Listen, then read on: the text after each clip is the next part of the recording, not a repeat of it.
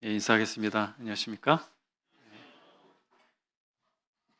청소년기가 질풍노도의 시기다 이렇게 말을 하는데 그 질풍노도 같은 심령을 부여잡고 아름다운 하모니를 들려주셔서 감사합니다. 우리가 예배당 건축을 위해서 기도하고 있고 지난주까지 여러 가지 의견을 받았습니다. 이제 디자인을 해야겠죠? 설계를 해야 되겠습니다. 새 예배당을 생각하면서 우리가 많은 것을 기대하게 합니다. 가장 중요한 것은 무엇일까요? 그 예배당을 어떻게 사용할 것인가? 이것이 다 가장 중요하다고 생각이 되고, 우리는 어떤 교회로 발전해 갈 것인가? 이것이 더 중요할 것 같습니다.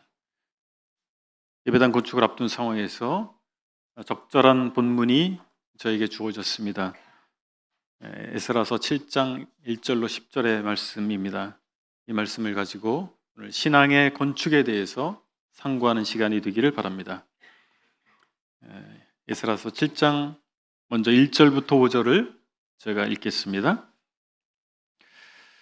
에스라서 7장입니다. 이 일 후에 바사왕 아닥사스다가 왕위에 있을 때에 에스라라 하는 자가 있으니라. 그는 스라야의 아들이요 아사랴의 손자요 hil기야의 증손이요 살룸의 현손이요 사독의 5대 손이요 아히두베의 6대 손이요 아마랴의 7대 손이요 아사랴의 8대 손이요 무라요의 9대 손이요 스라히야의 10대 손이요 우시엘의 11대 손이요 붓기의 12대 손이요 5절입니다. 아비수아의 13대 손이요 비나스의 14대 손이요 엘라셀의 15대 손이요 대제사장 아론의 16대 손이라. 5절까지 읽었습니다. 신앙의 건축이라는 하는 제하에 함께 살펴보기를 원하는 첫 번째는 신앙에도 건축이 필요하다라고 하는 것입니다. 교환한 이스라엘은 신앙의 재건이 필요했습니다. 에스라서 기자는 7장의 이야기를 2일 후에로 시작합니다. 그래서 이렇게만 읽으면 6장과 7장이 바로 이어지는 이야기처럼 보입니다. 그러나 7장 이야기가 다루는 것은 이스라엘의 두 번째 귀환을 이야기하고 있습니다. 이 두 번째 귀환은 아닥사스다 즉위 7년째인 주전 458년에 이루어졌습니다. 그래서 6장의 맨 마지막 사건과 7장에부터 시작되는 사건은 약 50여 년의 갭이 있습니다. 시간적 간격이 있는 것입니다. 우리는 에스라서를 살펴보고 있는데 1장부터 6장까지는 스룹바벨이 이끌고 돌아온 유대 백성들의 1차 귀환 그리고 성전을 재건하는 이야기를 다루고 있습니다. 그리고 이제 후반부라고 할 수 있는 7장부터 10장까지에서는 에스라가 중심이 되어서 인도된 2차 귀환, 포로로부터 2차로 귀환한 이야기와 그들의 신앙이 어떻게 개혁됐는가, 재건됐는가를 다루고 있는 것입니다. 자, 이제 1차 귀환한 후에 약 50여 년의 세월이 지났습니다. 1차 귀환한 사람들은 이제 그때 성인이었던 사람들은 거의 다 이 세상에서 떠났을 거예요. 이 세상 사람이 아닙니다. 귀환 1세대가 역사 속으로 사라진 것입니다. 1세대가 가지고 있었던 열정이라든지 이런 것들이 다음 세대에 과연 전수됐을까 생각해 보면 이 시대를 또 대표하고 있는 책이 구약 성경의 마지막 책인 말라기입니다. 말라기서를 보면 1세대가 다 이제 세상을 떠나고 난 2세대 이런 가운데서 어떤 일이 벌어지고 있었는가, 그들의 영적 상황을 짐작할 수가 있는데 그들은 어떤 믿음도 없었고 사명감도 없었습니다. 그냥 흐르는 세월에 몸을 맡겨서 그저 살아가고 있을 뿐이었습니다. 그들은 냉랭함 가운데 있었습니다. 영적인 냉랭함 가운데 있었고 하나님에 대해서 많이 서운한 마음들을 가지고 있었습니다. 하나님에 대한 불만이 그들에게 있었어요. 주변 민족들과 비교해 봤을 때 상대적인 박탈감을 가지고 있었습니다. 우리는 하나님 믿는 백성인데 왜 우리는 이렇게 살 수밖에 없는가, 요 모양 요 꼴인가라고 하는 생각을 가지고 있었던 것이죠. 예루살렘 성벽은 여전히 재건되지 않을 가운데서 회파된 그대로 방치되어 있었습니다. 이방 종교들의 유혹을 그들은 지속적으로 받고 있었고, 종교적일 뿐만 아니라 문화적인 차이로 인해서 그들은 심한 정체성의 혼란을 겪고 있었던 것입니다. 그런 가운데서 이방인과 통혼도 하고 신앙의 순수성이 자연히 흐려진 상태, 바로 그것이 바로 이제 1세대가 이 세상을 떠난 상태, 50여 년의 시간이 지나서 2차 기원이 이루어지고 있는 이 상태, 그때 당시 상황이었다라고 하는 것입니다.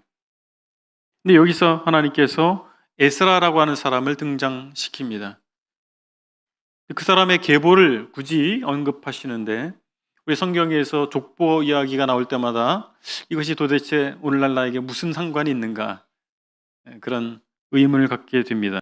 근데 이 족보는 계속 거슬러 올라가서 누구에게까지 가냐면 최초의 대제사장이었던 아론에게까지 올라갑니다. 바로 제사장 계보를 이어서 2차 귀환을 인도한 사람이 바로 에스라라고 하는 것을 보여주는 것입니다. 아론의 계보를 통해서 이어진 제사장입니다. 선민은 어떤 사람들입니까? 이스라엘 백성이 하나님의 선택받은 백성이라고 하는 것은 그들이 하나님께 제사할 수 있는 사람들이다라고 하는 것입니다. 그래서 그들에게 제사 제도를 부여하셨고 제사장들을 세우신 것입니다. 최초의 제사장이 아론입니다. 이스라엘 백성 가운데 이제 하나님을 섬기는, 하나님을 예배하는 그들의 본질이라고 하는 그 정체성이 사라진 상태에서 하나님께서는 아론의, 최초의 대제사장인 아론의 계보를 잇는 에스라를 세우시고 그를 통해서 이스라엘 백성들의 신앙의 재건을 하길 원하셨다라고 하는 것을 확인할 수가 있겠습니다. 저와 여러분들도 신앙의 건축이 필요한 사람들입니다. 우리가 신앙을 갖게 되면 마치 새로운 건물을 짓는 것과 같이 새로운 가치 기준과 삶의 양식을 세워가야 합니다. 또한 신앙생활을 하다 보면 여러 가지 이유로 신앙의 재건축이 필요할 수도 있습니다. 신앙이 하나님 말씀에 근거하여 시작되듯이 신앙의 건축도 역시 하나님의 말씀을 통해서 이루어지는 것입니다. 우리는 새로운 삶의 양식에 대해서 처음에는 낯섭니다. 신앙생활 처음 시작할 때를 추억하십니까? 지금 신앙생활 시작하셨습니까? 모든 것이 낯섭니다. 기도하는 것도 낯설고 예배당에 참석하고 찬양하는 것도 낯섭니다. 그런데 시간이 지나면 우리는 참 잘 적응하게 돼 있어요. 이 낯선 분위기가 익숙해지고 편해집니다. 그리고 교회 생활, 이른바 교회 생활, 그리스도인의 생활 양식에 능숙해지는 것입니다. 그런데 신앙에 있어서 진정한 성숙이 이루어지지 못한 가운데서 편하고 능숙해지는 것이 문제입니다. 교회 생활에 익숙해지지만 신앙은 견고해지지 않은 상태. 자기 신앙이 아니라 분위기에 이끌려가는 상태. 그렇게 될 수도 있기 때문에 그렇습니다.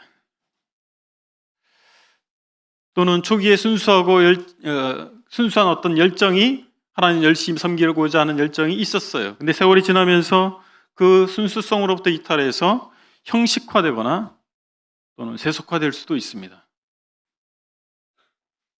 우리 신앙이 과거형인지 현재 진행형인지 살펴보시기 바랍니다.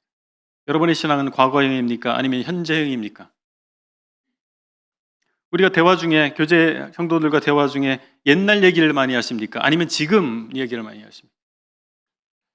옛날에 사실은 내가 이렇게 열심히 섬겼어요, 이런 얘기를 많이 하십니까? 지금 섬기고 있는 내용을 얘기하십니까? 옛날에 만난 하나님을 얘기하십니까? 아니면 지금 만나고 있는 하나님을 얘기하십니까? 그 비율에 따라서 과거형 신앙일 수도 있고 현재형 신앙일 수도 있습니다. 옛날에 열심히 섬겼다면 오늘은, 지금은 뭐 하고 계시죠? 어떻게 섬기고 계십니까? 먼저 우리는 우리 각 개인의 신앙을 바로 세워야 합니다. 그러기 위해서 우리 각자가 하나님의 말씀 앞에 서야 됩니다. 하나님 말씀으로 우리 내면이 변해야 되는 것입니다. 우리 삶의 기준과 우리 삶의 목표가 새롭게 세워질 필요가 있습니다. 그리고 결과적으로 우리의 삶의 방식이 바뀌는 것입니다. 그 일이 여러분의 삶 가운데 일어났습니까? 여러분이 예수님 만난 이후로 여러분의 삶의 목표가 바뀌고 여러분의 삶의 방식이 바뀌었습니까? 복음은 우리 삶을 근본적으로, 전반적으로 변화시키게 되어 있습니다. 복음이 우리 삶 가운데 들어온다면, 우리가 예수 그리스도를 믿었다 할 것 같으면 근본적인 변화가 일어날 수밖에 없는 것입니다. 신앙의 재건축이 필요한 분들도 있을 수 있습니다. 신앙생활 시작할 때는 잘했지만 이제 세월이 지나다 보니 원래 가던 길에서, 그 경로에서 벗어날 수 있기 때문에, 원래의 모습을 잃어버릴 수 있기 때문에 때로는 지금 우리에게 신앙의 재건축이 필요할 수도 있습니다. 다음으로 우리 공동체, 우리 교회가 바로 세워지도록 해야 합니다. 우리는 새 예배당 건축을 준비하고 있습니다. 마치 포로 귀환한 이스라엘 백성이 성전을 다시 지은 것처럼 우리도 새로운 예배당, 우리의 거할 처소를 다시 지을 그런 단계에 있습니다. 그런데 하나님께서 그들에게 학자 에스라를 보내서 성전을, 그들이 지은 성전을 제대로 아름답게 하고자 하셨듯이 우리도 그냥 새로운 멋진 빌딩을, 건물을 짓는 데 만족할 것이 아니고 왜 그 건물을 지을 것인가? 그 건물을 어떻게 사용할 것인가? 그 건물을 정말 아름답게 할 필요가 있다라고 하는 것입니다. 우리 교회가 하나님의 말씀으로 성령으로 제대로 세워지지 못한다면 새로 지은 건물은 멋있는 건물일 수는 있으나 생기를 잃어버린 건물이 될 수도 있습니다. 마치 신도시에 빌딩을 새로 막 짓잖아요. 그런데 어떤 이유로 분양이 되지 않아요. 공실이입니다. 아무리 멋진 빌딩이지만 채워지지 않으면 흉측한 냉랭한 건물에 지나지 않지 않습니까? 우리 신앙의 건축이 제대로 이루어지지 않으면, 그 내용을 채우지 못하면 새로운 예배당을 건축한 것이 냉랭한 빌딩에 지나지 않을 수 있다. 이것을 우리가 주의할 필요가 있습니다. 신앙의 건축, 미래 어느 날 이루어지는 것이 아니고 지금 필요하다라고 하는 것입니다. 앞으로 내년에 10년 후에 그것이 아니고 바로 오늘, 바로 지금 신앙의 건축이 필요하고 또는 재건축이 필요한 것입니다. 그리고 우리는 주님 나라 갈 때까지, 우리가 주님 섬기는 날까지 계속해서 재건축하려고 하는 시도가 지속돼야 될 것입니다. 10절을 보시겠습니다. 좀 건너뛰어서 에스라서 7장 10절을 보시겠습니다.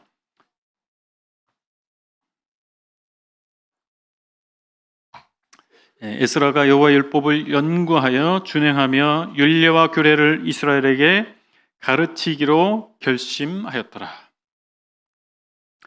두 번째 살펴보기 원하는 것은 신앙 건축에 3단계가 있다라고 하는 것입니다.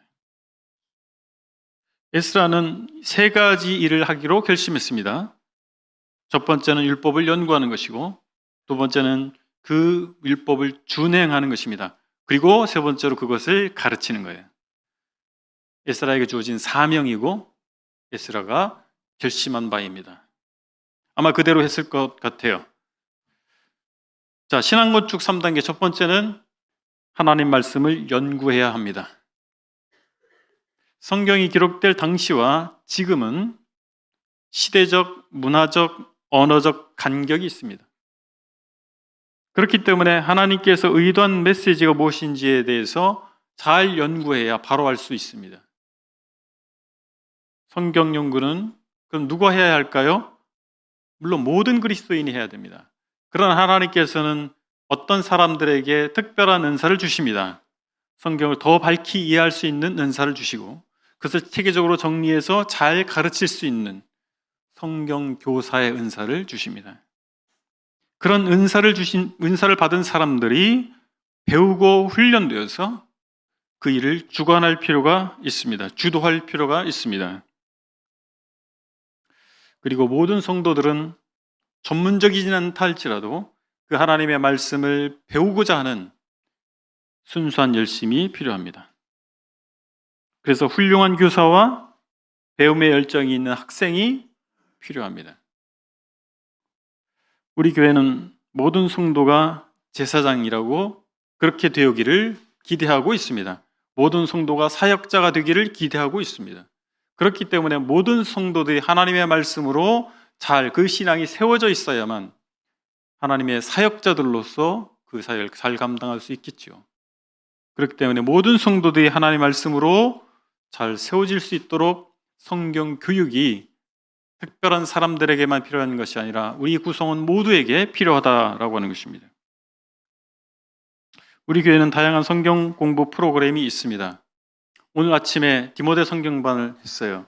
출석 체크를 하고 있습니다. 불량 학생들이 넘쳐납니다. 때때로 제가 출석 체크를 제 아내가 하기 때문에 전화를 해요. 잘 빠지는 학생들한테. 그럼 다 이유가 있어요. 공부 못한 이유가 있어요. 못 오는 이유가 다 있어요. 전화 한번 하거나 교제 한번 하면 한두 주 반짝 나옵니다. 그래가 또 안 나와요. 우리가 뭐 수료증도 주고 그러잖아요. 수료증 받으려고 하는 거 아니잖아요. 시간 지난다고 수료해 주지 않습니다. 출석 잘 하지 못하면 수료증 안 줍니다. 이유는 무엇입니까? 하나님의 말씀으로 신앙을 세우기 위함입니다. 그때그때 느낌으로 잘하는 것처럼 보일 수가 있어요. 그러나 그것은 마치 모래 위에 지은 성과 같아요. 조금만 비가 오면 금세 무너지는 것입니다. 하나님의 말씀으로 세워져야죠, 신앙이. 근데 이렇게 노력해도 여전히 수료하지 않은 구신자들이 많습니다. 무조건 이런 분들은 디모데반을 수료하시오라고 얘기했지만 벌써 몇 년이 지났지만 수료도 안 해요. 자체 수료죠. 자체 수료하고 참석하지 않는 사람들은 유주의 인물로 제 블랙리스트에 있다는 사실을 명심하시기 바랍니다. 제가 화를 내진 않아요. 그러나 제 마음속에 품고 있어요. 그리고 뭐 에스라 사경회가 있죠. 그러니까 우리 교회에서 행하는 최상위 클래스가 있어요. 매 학기 신과목을 개설하고 수강 신청을 해요. 강제 사항이 아니에요. 근데 공부하는 사람들은 계속 공부하지만 안 하는 사람은 늘 하지 않습니다. 대단한 분들이 많아서 그럴 수 있습니다. 그런데 우리가 조심해야 할 것은 검증된 성경 교사로부터 배울 필요가 있다라고 하는 것입니다. 균형 잡힌 하나님 말씀 공부가 필요합니다. 우리에게 많은 프로그램이 있지만 그렇다 할지라도 본인이 참여할 의사가 없고 참여하지 않는다면 결코 수혜자가 될 수 없습니다. 명심하시기 바랍니다. 세월은 속절없이 흘러갑니다. 두 번째는 그 말씀을 준행하는 것입니다. 성경을 연구하는 목적은 무엇입니까? 지식을 쌓거나 자기 지적 만족을 위한 것이 아닙니다. 하나님의 말씀의 진리를 밝혀내서 우리의 삶과 우리의 사역에서 적용하기 위함입니다. 순종하지 않는 말씀은 우리의 마음만 높여줄 수 있습니다. 그것을 지적 교만이다 이렇게 얘기합니다. 지적 교만은 무엇입니까? 자기가 많이 알고 있기 때문에 훌륭한 그리스도인이라고 착각하는 거예요. 많이 알고 있으면 훌륭한 그리스도인이 될 가능성은 높겠죠. 그러나 많이 알고 있는 그 상태 자체가 훌륭한 그리스도인이라고 말할 수 있을까요? 그렇지 않습니다. 그러나 많이 안다라고 하는 것은 지적 교만에 이르길 수 있기 때문에 알 필요가 없다, 무식해야 되겠다. 참 어리석은 생각이죠. 중요한 것은 더 많이 알아서 더 많이 순종하는 것입니다. 우리 삶에 하나님 말씀이 들어와야 됩니다. 우리 삶에 하나님 말씀이 가득 차야 됩니다. 그래서 우리 삶이 하나님 말씀으로 그 생명의 능력 있는 하나님 말씀으로 생명력 있게 바뀌어야 될 것입니다. 그러기 위해서 우리가 성경을 배우는 것입니다. 그리고 세 번째 무엇입니까? 하나님 말씀을 가르치는 것이에요. 주님의 분부를 우리는 가르쳐 지키게 하라고 하는 명령을 받습니다. 그것이 무엇입니까? 지상 명령 또는 지상 대위임령이라고 합니다. 내가 너에게 분부한 것을 가르쳐 지키게 하라. 우리가 복음 전해서 구원받게 하는 것에 끝나지 않습니다. 그들에게 삼일체 하나님의 이름으로 침례를 주는 거예요. 그리고 예수님의 가르침을 가르치고 지키도록 하는 것입니다. 우리는 주님의 뜻을 그래서 알아야 됩니다. 먼저 알아야 됩니다. 그리고 우리가 순종해야 됩니다. 그리고 가르치는 거예요. 알려줘야 됩니다. 그리고 순종할 수 있도록 안내해 주는 것입니다. 그래서 교회의 감독, 즉 목회자에게 요구되는 중요한 자질 중에 하나는 잘 가르치는 거예요. 집사와 감독의 큰 차이, 유일한 차이, 잘 가르치느냐 그렇지 않느냐라고 하는 것입니다. 물론 집사들 중에도 잘 가르치는 분이 있을 수 있지만 집사들에게 그것을 적극적으로 요구하진 않습니다. 감독들, 즉 목회자들에게는 잘 가르칠 것을 요구합니다. 왜냐하면 교회는 하나님의 말씀으로 세워가는 공동체이기 때문에 그렇습니다. 그래서 교회의 목회자가 하나님의 말씀을 잘 가르칠 수 없다면, 말씀의 꼴을 잘 먹일 수 없다면 자격 상실이죠. 그뿐만 아니라 목회자들뿐만 아니라 잘 가르치는 성경 교사들이 우리에게 필요합니다. 그렇다면 잘 가르친다는 말이 어떤 의미를 가지고 있을까요? 어려운 걸 어렵게 얘기하는 사람, 쉬운 것을 오히려 어렵게 얘기하는 사람, 좋은 교사가 아니죠? 예. 열심히 공부하는 학도일 수는 있으나, 그 사람은 배우는 걸 좋아하는 학도일 수는 있으나 교사는 아닙니다. 어려운 걸 쉽게 가르치는 사람이 교사예요. 교학교 선생님들 명심하세요. 어려운 걸 쉽게 하려고 노력하세요. 저도 노력하는 사람이에요. 에스라 사경에 하고 나면 오늘 강의가 어려웠나 쉬웠나 자문을 구합니다. 제 아내도 물어보고 학생들에게도 물어봅니다. 여기서 그치지 아니하고 그 가르침이 믿음을 성장시키고 인격을 고양하고 헌신하도록 해야 됩니다. 잘 배웠어요. 근데 똑똑해졌어요. 거기서 끝난다면 잘 가르친 게 아니에요. 믿음이 자라가야 됩니다. 인격이 바뀌어져야 돼요. 그리고 헌신으로 열매를 맺어야 됩니다. 하나님 말씀이 성경에 대해서 디모데후서 3장 16절에서 이렇게 말씀합니다. 교훈과 책망과 바르게 함과 의로 교육하기에 유익합니다. 성경은 그런 목적으로 기록된 거예요. 그리고 성도가 온전하게 하고 모든 선한 일을 행할 능력을 갖추게 하는 것으로 17절에서 이어서 말씀하고 있습니다. 섬기는 데 목적이 있는 것입니다. 하나님 말씀 배우는 이유는 섬기도록 하는 거예요. 하나님 말씀을 가르치는 이유는 무엇입니까? 그들의 인격이 바뀌는 것입니다. 인격이 성장하는 거예요. 그들이 믿음이 성장하는 거예요. 그래서 믿음으로 살게 하는 것입니다. 그것이 결과야죠. 그렇게 가르치는 교사가 잘 가르치는 교사죠. 이 가르침에 있어서 1차적 책임, 어떤 사람에게 부모가 있다면, 부모가 예수님을 믿는 그리스도인이라면 1차적 책임, 그 사람에게 가르치는 1차적 책임은 누구에게 있어요? 그 부모에게 있습니다. 부모가 자녀에게 하나님의 말씀을 가르쳐야 됩니다. 그것은 은사와 상관없어요. 교사 은사를 받지 않은 부모들이 훨씬 많을 거 아니겠어요? 나는 교사 은사가 아니기 때문에 나에겐 책임이 없어. 우리 교회에 교사 은사를 받은 분들이 내 자녀를 가르쳐야지. 착각하지 마십시오. 신명기 6장 6절로 7절에서 이렇게 말씀하고 있습니다. 오늘 내가 내게 명하는 이 말씀을 너는 마음에 새기고 내 자녀에게 부지런히 가르치며 집에 앉았을 때든지 길을 갈 때든지 누워 있을 때든지 일어날 때든지 이 말씀을 강론할 것이라. 누구에게요? 내 자녀에게. 그리고 약속하십니다. 마땅히 행할 길을 아이에게 가르치라. 그리하면 늙어도 그것을 떠나지 아니하리라. 약속하십니다. 그렇게 하라 하는 거예요. 그럼 그렇게 해주겠다라고 하는 것입니다. 자녀의 신앙에 대한 책임은 부모에게 있습니다. 우리 부모된 형제자매님들 기도 많이 하십시오. 애쓰시기 바랍니다. 책임을 교학교 교사들에게, 교회 일꾼들에게 떠넘기지 마세요. 여러분의 몫이에요. 아직 결혼을 앞두고 있습니까? 여러분의 자녀들을 그렇게 키우셔야 돼요. 여러분들의 책임입니다. 결혼하셨어요? 이제 아이가 태어났습니까? 그 아이를 그렇게 키우셔야 돼요. 그리고 목회자들은 아까 말씀드린 것처럼 잘 가르칠 책임이 있어요. 어떤 목회자들은 그 책임을 하나님께 떠넘기더라고요. 자기가 연구하고 열심히 가르치려고 하셔야 되는데, 해야 되는데 그 책임 하나님께 떠넘겨요. 자기에게 맡기진 약무리를 맡기신 분에게 떠넘기는 그런 목회자가 있을 수도 있어요. 목회자는 적당히 해서는 안 됩니다. 목회자를 꿈꾸고 있는 분들은 적당히 할 생각하지 마십시오. 정말 철저히 성경 교사가 되셔야 됩니다. 하나님의 말씀을 본인이 잘 연구하고 본인이 경험하고 순종하고 가르칠 수 있는, 열심히 가르칠 수 있는 사람이 되어야 됩니다. 교학교 교사들은 어떤 사람들이어야 되겠습니까?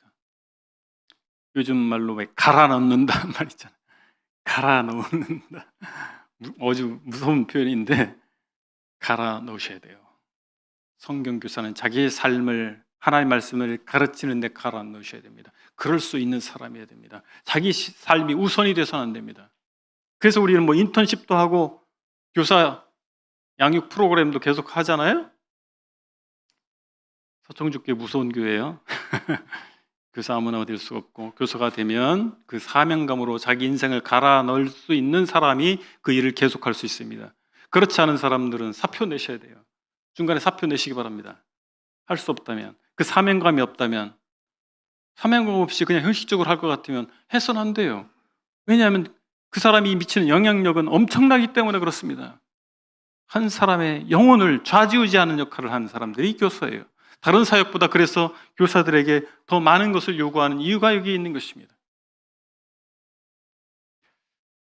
아까도 잠깐 말씀드렸는데 배우는 부분에 있어서 경로를 생각해 볼 필요가 있습니다. 경로. 어떤 루트를 통해서 배우는가?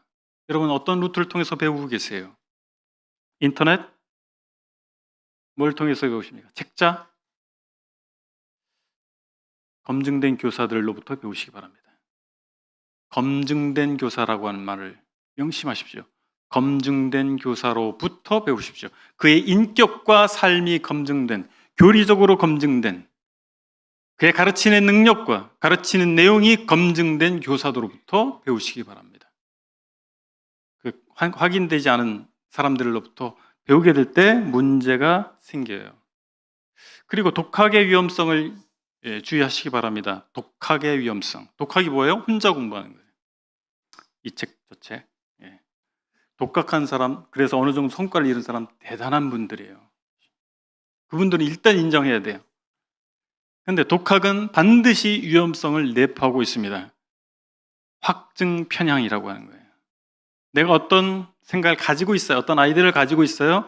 그것에 부합하는 책자들을 또는 그 가르침을 따라갑니다. 수집합니다. 그것을 선호하게 돼 있어요. 그러면 어떻게 될까요? 그게 더 강화가 돼요.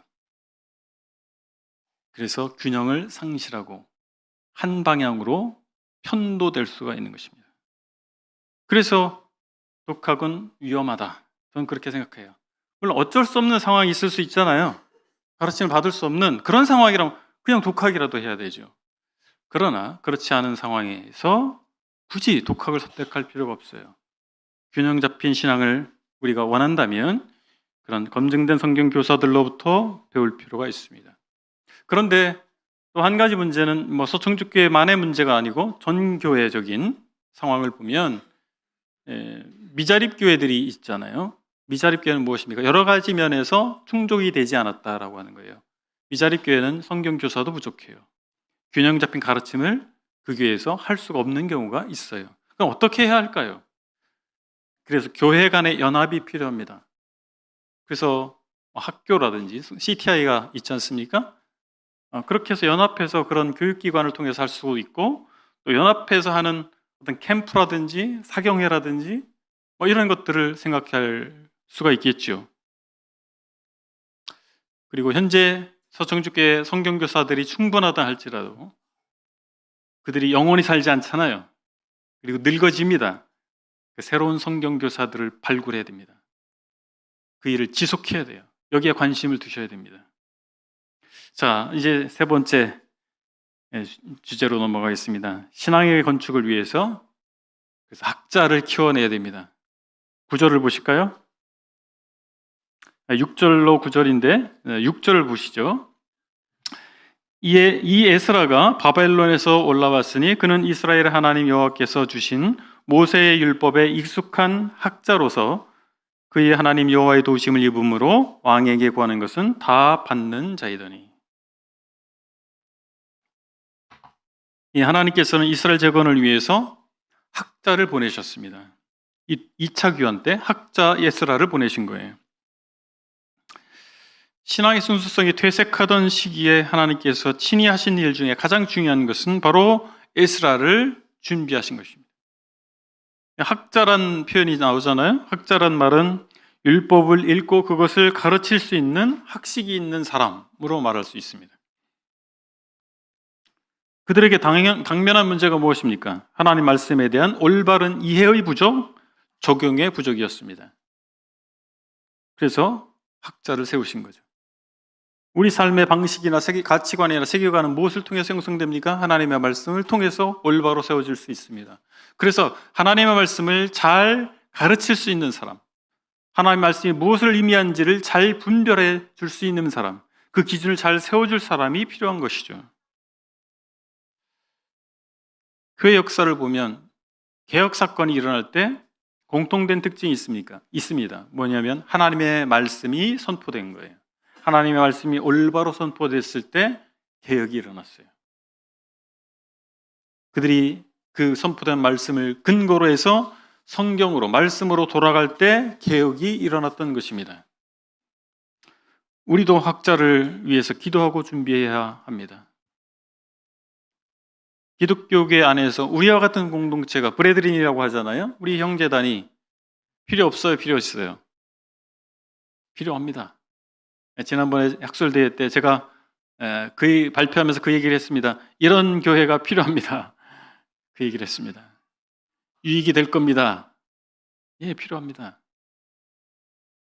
그러기 위해선 우리가 누구인지, 우리가 분별하고 있는 바가 무엇인지에 대해서 정립할 필요가 있어요. 그냥 하는 것이 아니라 학문적으로 정립할 필요가 있습니다.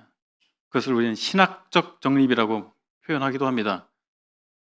그리고 그 정립된 우리의 체계를, 우리의 신학을 물려줘야 됩니다.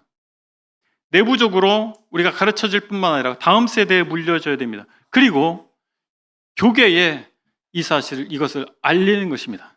제시하는 것입니다. 그래서 우리가 가지고 있는 좋은 점, 하나님께서 우리 공동체를 통해서 보여주시고 실행적인 결과를 낳았던 이 모습들에 대해서, 그것에 대해서 교계에 알려줄 필요가 있다고 하는 것입니다. 그러기 위해서 학문적으로 정리할 사람이 필요한 거예요. 그 사람이 누굽니까? 학자입니다. 그런데 학자를 배출하기 위해서는 시간과 투자가 필요합니다. 이 구절을 보시면 이렇게 표현되어 있어요. 첫째 달 초하루에 바벨론에서 길을 떠났고 하나님의 선한 손에 도우심을 입어 다섯째 달 초하루에 예루살렘에 이르니라. 이 구절에 보면 에스라가 2차 귀환자들과 함께 바벨론을 떠난 것은 아닥사스다 7년 첫째 달이었어요. 도착한 것은 다섯째 달입니다. 거리를 환산해 보면 약 1500km입니다. 14주 동안 1500km를 이동한 거예요. 걸어서. 근데 안식일을 빼야 돼요. 그러면 약 하루에 평균 16km 이상을 걸었어요. 16km 만만치 않은 거리예요. 걸어보시면 요즘은 거의 걷지 않잖아요. 만만치 않은 거리입니다. 하나님의 선하심으로 그들이 올 수 있었죠. 출발하지 않았다면, 중단했다면 갈 수 없었겠죠. 간 거예요. 시간이 걸렸고 결단이 필요했고 고생이 수반됐던 것입니다. 어떤 일은 바로 결과를 볼 수 있지만 사람을 키우는 일은 상당한 시간이 필요합니다. 특히 학자를 키우는 일은 매우 긴 시간이 필요하다는 사실을 우리가 인정해야 됩니다. 에스라가 바벨론의 삶을 정리하고 한 번도 방문한 적이 없는 조상의 땅에 간다라고 하는 것은 대단한 결단이 필요합니다. 일단 에스라에게 결단이 필요해요. 그리고 중단 없이 지속해서 갈 수 있어야 됩니다. 그렇듯이 학자를 배출하기 위해서는 소명받은 개인이 필요합니다. 학자가 되고자 하는 그 개인이 필요해요.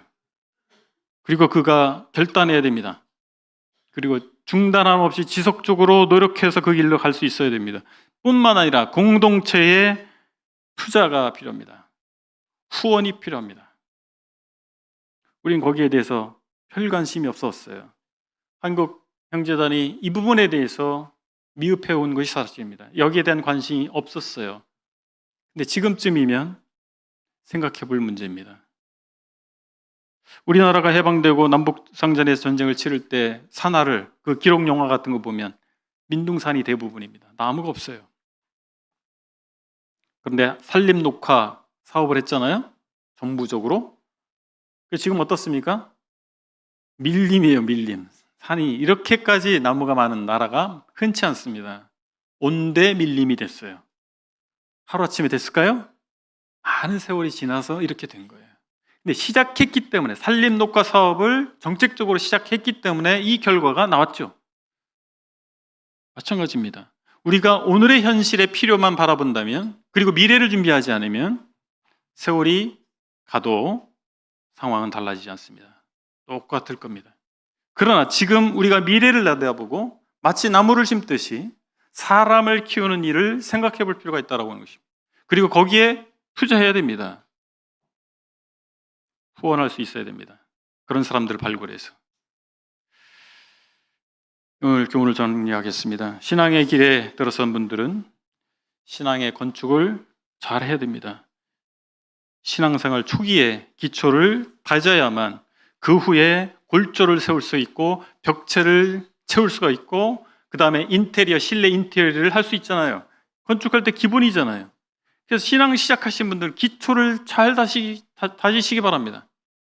처음이 중요합니다. 이제 예수님 믿게 되셨습니까? 믿은 지 얼마 안 되셨습니까? 기초를 잘 다지시기 바랍니다. 그리고 신앙생활 하신 지 10년, 20년, 30년 되셨어요. 여러분의 신앙의 상태는 어떻습니까? 재건축이 필요 없을까요? 혹시 재건축이 필요할 수도 있습니다. 재건축하셔야 됩니다. 벽체를 뜯어내고 골조가 잘못되다면 골조를까지 뜯어내고 다시 세워야죠. 우리가 과거만 추억하고 살아서는 안 될 것입니다. 나이가 먹어갈수록 우린 과거형이 됩니다. 신앙생활 오래될수록 과거형이 됩니다. 그건 어쩔 수 없는 현상이에요. 그래서 우리는 발버둥 쳐야 돼요. 물고기가 그냥 가만히 있으면 물결에 의해서 하류로 떠내려가요. 몸부림쳐야만 제자리에 있든지 올라가든지 해요. 나이 먹으니까 나는 그냥 어쩔 수 없어. 그 마음을 먹는 순간 떠내려갑니다. 발버둥 치십시다. 저도 나이가 먹고 있는데 발버둥 치고 있습니다. 그래야 우리 신앙생활이 하나님 보시기에 올바르게 열매 맺는 삶을 우리가 이 땅을 떠날 때까지 할 수 있지 않겠습니까? 그리고 신앙의 건축은 연구하고 준행하고 가르치는 삼박자를 맞춰야 됩니다. 성경이 무엇을 말하는지 탐구하고 발견한 교훈대로 순종하고 그 말씀들을 후배들에게, 우리의 자녀들에게 내가 가르치는 것입니다.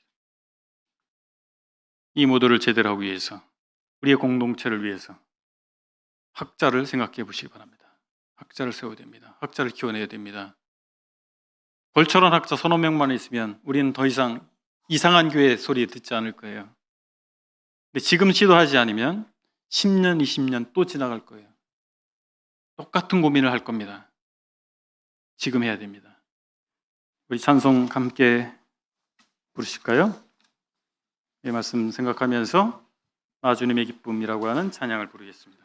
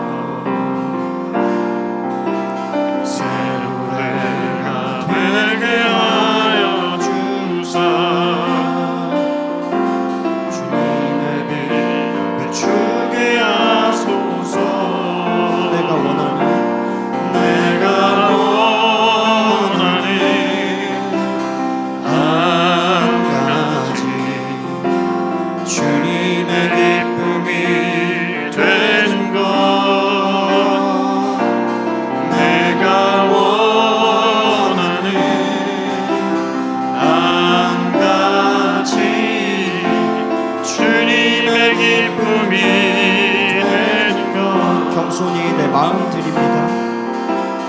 겸손히 내 마음 드립니다. 나의 모든 것 받으소서. 나의 마음 깨끗게 씻어주사 주의 길로 행하게 하소서. 내가 원하는 한 가지 주님의 기쁨이 되는 것. 내가 원하는 한 가지 주님의 기쁨이 되는 것. 내가 원하는 한 가지, 내가 원하는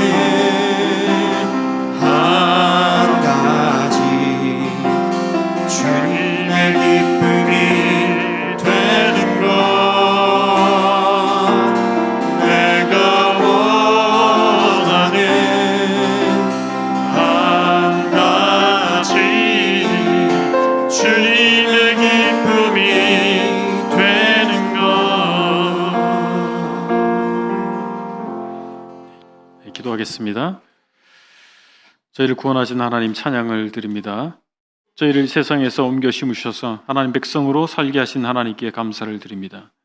하나님께서 기대하신 올바른 신앙인의 모습으로 성장하여서 하나님을 찬양하는 저희가 되기를 원합니다.